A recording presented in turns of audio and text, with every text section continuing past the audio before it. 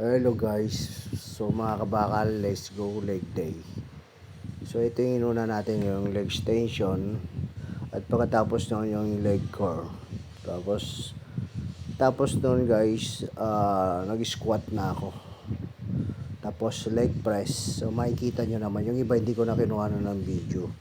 So ang importante guys sa pag-workout ay tamang pagkain. So pag wala rin tayong kinakain at hindi malinis yung pagkain natin, hindi rin maganda yung pasok ng muscle natin. Hindi maganda yung pag-grow ng muscle natin. So mas naipon natin yung taba. So fats na lang naipon natin guys. So last workout ko na to dito guys. So heavy ko na to.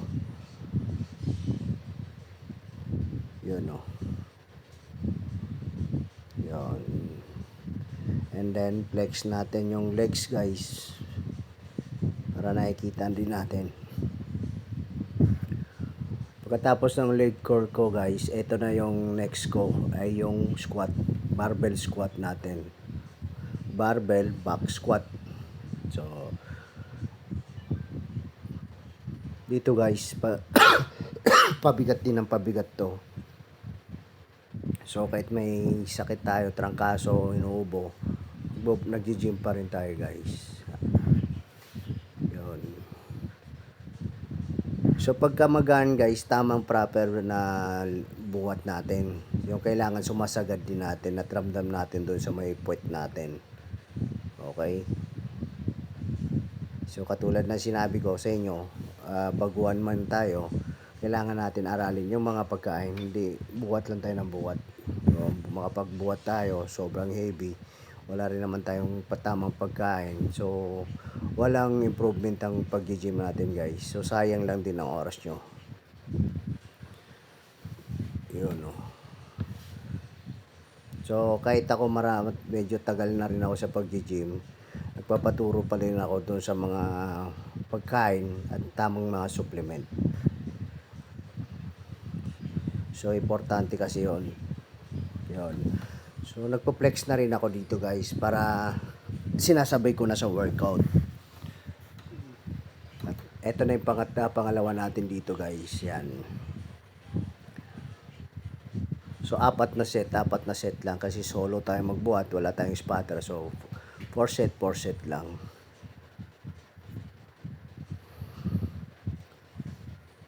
Yun. So ganun lang guys ha. Dapat hindi natin kalimutan yung leg day. So kalimutan man lang natin lahat ng parte ng workout, wag lang tong leg day kasi ito yung pinaka magdadala nung ano natin, ganda ng katawan natin. Pag gumaganda yung legs natin, gumaganda rin yung upper natin. So ganun lang guys ha. Sa paulit-ulit ko sinasabi, chicken breast at egg lang ang sikreto dyan guys. Yun lang.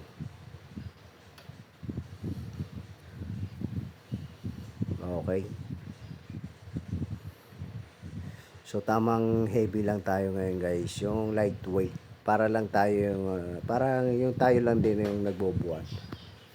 So wala tayong spotter kaya saktong bigat lang. Yun.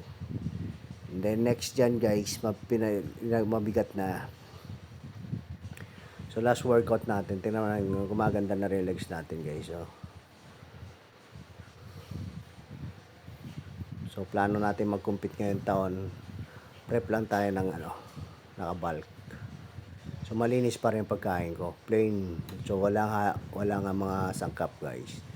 Ito na yung last workout natin dito sa back squat na to. Okay.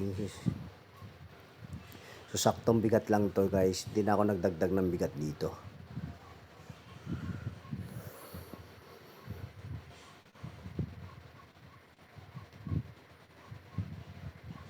Okay. Sa mga new followers pala natin guys, no, nadadagdagan yung mga followers natin at yung mga nagtatanong sa atin. So kailangan lang nyo sipagan ng pag-gym at kailangan magpaturo tayo ng maayos para hindi nasasayang yung oras nyo. Pag wala naman kayong pambayad sa mga coach, marami tayong magtuturo sa inyo. Ang bodybuilding community guys ay maraming dyan, mga tropa natin na magtuturo sa inyo. Tanong lang kayo.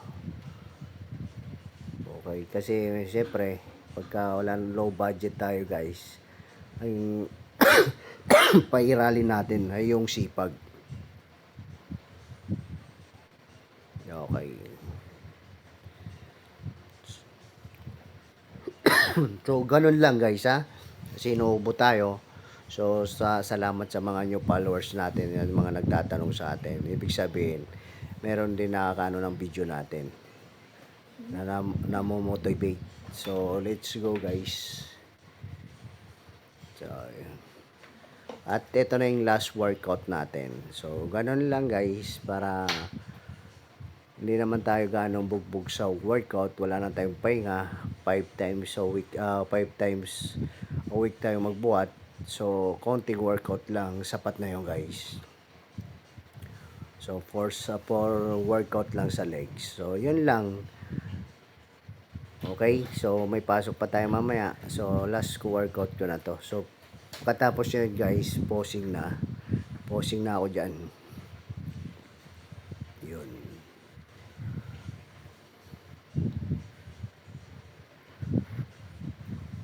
So, flex na tayo guys. So, yun na. Tapos na tayo ng workout.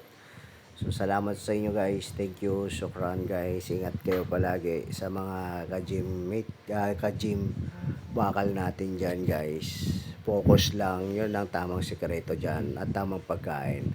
So, huwag tayo bibitaw sa egg at chicken breast o kaya isda, gulay. So, kailangan malinis ang pagkain. Huwag tayo kakain ng kung ano-ano.